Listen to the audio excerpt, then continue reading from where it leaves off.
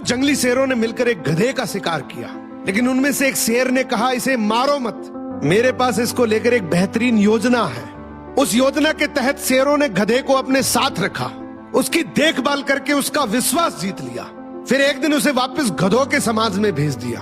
पर इस बार वो गधा एक गधे की तरह नहीं, बल्कि वो एक शेर के समान गधों का राजा बनकर वापस आया था, जिसके पीछे सभी शेरों का साथ था।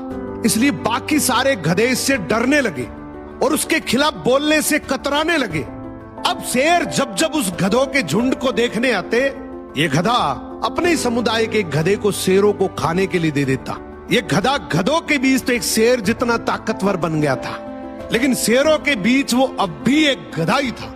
ये अपने जैसों पर तो राज करता था, लेकिन ये एक ऐसी ताकत से जुड़ा हुआ था जिससे वो बचकर भाग नहीं सकता था।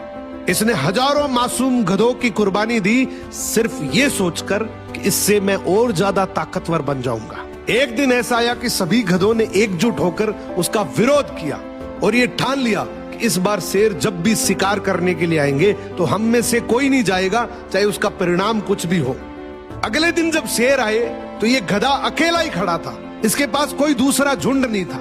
तो गधे ने शेरों से विनम्रता से कहा कि देखो साहब, मेरा खौफ अब खत्म हो गया, मेरी कोई बात नहीं मान रहा अब। तो शेरों ने डिसाइड किया कि चलो अब तू किसी काम का नहीं है तो तू ही साथ चल ले, आज का हमारा भोजन तू ही बनेगा। इस तरीके से आखिर में इस गधे का भी शिकार हो गया।